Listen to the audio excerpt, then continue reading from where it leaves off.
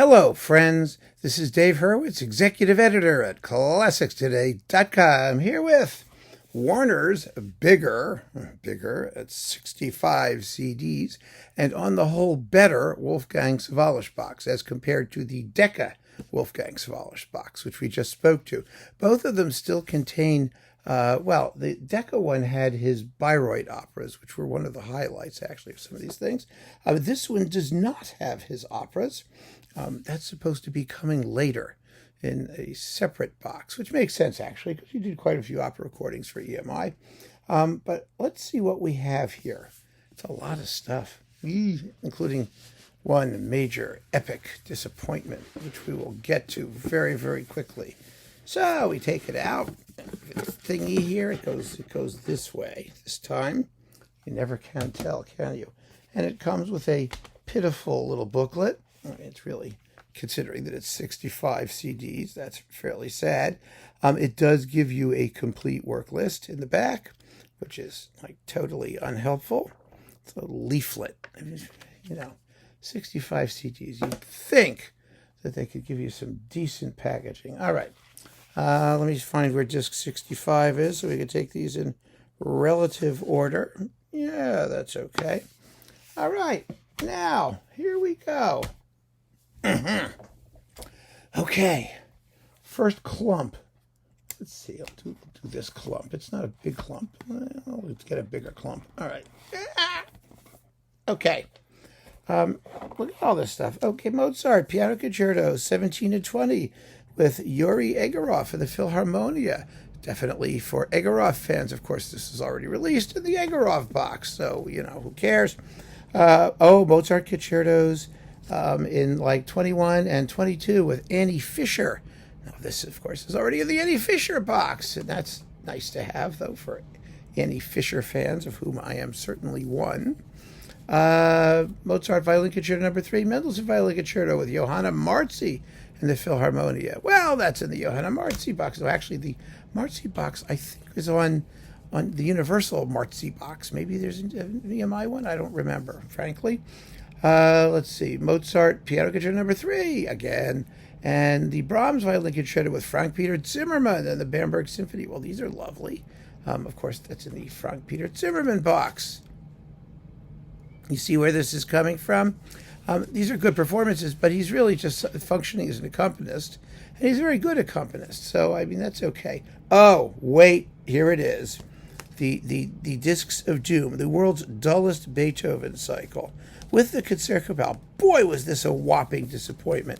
Your Beethoven cycle is supposed to be the culmination of your whole career, particularly if you're a German Kapellmeister-type conductor person. Remember, like Hans Schmidt-Isserstedt did it fabulously with the Vienna Phil. He knew it was his big chance. Here he has a great orchestra. It's a great orchestra, but the Concertgebouw never really did great Beethoven cycles. Even Joachim's was, it was nice, but it wasn't Joachim's best, and Haitink did it twice, and it wasn't so interesting. I don't know whether it's the orchestra or the conductor, but they all just sort of snoozed through it. So that covers 5 unmemorable discs. Then we've got Yuri Egorov, again, doing the Emperor Concerto. Well, there you go. That was a lovely lyrical performance. Very pretty, actually. Weber Overtures with the Philharmonia Orchestra. Well, these are fun. This is Sawallisch meat and potatoes stuff, and he plays it like meat and potatoes, actually. They go well together. Schubert, secular vocal music. Okay, here's all of his Schubert stuff. This is 1, 2, 3, and sacred choral music, too. So you've got the secular vocal music and the sacred choral works. These are some of Sawallisch's best recordings, and there's like a whole pile of them. We go up from CD 12 to CD 22. So 10 CDs. This, of course, was released in a separate Schubert Other Things box featuring him. I have that box sitting in the other room there. But they're marvelous performances. So it's really great, and it's Sawallisch in his element, doing wonderful stuff with vocal music. He was a really good vocal music guy, generally. Winterreise with Thomas Hampson, and Sawallisch playing the piano, tinkling the ivories. He did a lot of tinkling. And he was a very good tinkler. He really was. I'm not a big fan of Thomas Hampson singing Die Winterreise, but you can't fault Sawallisch. And he did it, by the way, with Hermann Prey, I believe, on Philips, if I'm not mistaken. We'll get to that. It's in my Winterreise repertoire talk, which is coming very shortly. Mendelssohn, the Lobgesang. Well, this is with the Berlin Phil. It's live. And it's like, okay. I mean, he did the complete Mendelssohn symphonies in the Decca box, and they were quite good. I mean, this is very good. It's sensible. He does choral music very nicely. Fischer Dieskau, Mendelssohn Lieder, 2 discs. And they are, of course, excellent. They really are. And the songs are very pretty, too. I mean, they're worth listening to. People pay so little attention to Mendelssohn. Schumann Symphonies in the Overture, Scherzo, and Finale, and the Manfred Overture with the Staatskapelle Dresden. Oh, yes, the reference recordings for this stuff. Reference, you hear me? Reference. Yes, it is very, very best. We've talked about them many, many, many times. And the Schumann Mass, Opus 147. See, when was the last time you heard that? The Mass in C minor. Boy, the last time I heard it was probably when this came out, which was in, when did it come out? In 1987. It's with the Berlin Philharmonic, and it's a rarity, and it was fun to hear once. It's not a bad work. It's really not. Schumann's choral music is kind of underrated, frankly. There's some good stuff in there. There really is. Schumann Lieder, Heine Lieder with Thomas Hampson. Well, it's better than his Schubert. Let's put it that way. Wagner stuff. What's this? The orchestral Wagner. Tannhäuser Overture, Meistersinger Overture, Götterdämmerung, Siegfried's Funeral March, Dawn and Siegfried's Rhine Journey. Decently played by the Philharmonia, and not anything that's going to make you jump up and down and carry on. Then we have lots of Philadelphia stuff, although it's all mixed in. Wagner with Philly. His Philly stuff is like one of the reasons to get this box, because he did some wonderful stuff in Philadelphia. He really did. We have the Overture to Das Liebesverbot. Yes, the Symphony in E major. It's a spare movement, which is completely uninteresting. The Faust Overture and the Wesendonck Lieder with Mariana Lipovshek. I like Lipovshek. Her voice is sort of hard to record, but she's a really good artist. And the Rienzi Overture, so that's nice. And then the Philly Bruckner 4, which is a very pretty performance. Well done, well played. Just very nice. Let's see. What is this? Brahms. Pardon me. It's his Brahms cycle. Yes, with the London Philharmonic. And you get, like, let's see, the Tragic Overture, the Schicksalslied, Haydn Variations, the Academic Festival, all the usual stuff. And it's not a very thrilling Brahms cycle, but it's better than his Beethoven by a wide margin. So, okay. Brahms, Piano Concerto No. 1 with Stephen Kovacevic, and 2 Lieder with Anne Murray and Nabucco Imai. This is a good performance. It really is. And Piano Concerto No. 2 with the same folks. Also very good performance. Brahms Double Concerto with Frank Peter Zimmermann and Heinrich Schiff. And, oh yeah, this is really good with the London Phil. You also get his trio for piano, violin, and horn. Not really kind of a nice coupling. I like that because they're sort of multiple soloist-y people. So that's nice. Brahms Lieder with Fischer Dieskau and Sawallisch and Daniel Barenboim and Gerald Moore. Because this is just the Sawallisch stuff, right? Right. Yes, it is. Okay. I mean, these Lieder things that he did with these major artists are really very, very good. I mean, you can't gainsay his expertise and sensitivity as an accompanist. He really was a wonderful accompanist. Dvorak, Sawallisch, Symphony No. 4, so that's No. 8 with the Scherzo Capriccioso. Sawallisch always had a nice feeling for Dvorak. He made lovely Dvorak recordings. Are they the best? Are they, like, referenced? No, but they're good. Very good. So this Dvorak 8th is very good. And here we have 7 and 8 with the Philly. So there's a repeat of 8 there. 7 was really a good performance. New World Symphony with Philharmonia, along with the Carnival Overture. And we get the New World Symphony all over again from Philly. And this one has the exposition repeat in the first movement. Does that make a big difference? Well, not really. I mean, I think it should be there, by the way. I'm glad he did it. It means he rethought his interpretation somewhat. I mean, he was not a lazy person by any stretch of the imagination. The Dvorak Cello Concerto and Symphonic Variations with Natalia Gutman. This is really lovely. I thought this was first class when it came out. I still do. Tchaikovsky, Swan Lake, and the Nutcracker ballet suites with the Philharmonia from his early days. And then we get the complete Swan Lake with Philly. This was terribly underrated. They play this really well. It sounds great. It's really a beautiful Swan Lake.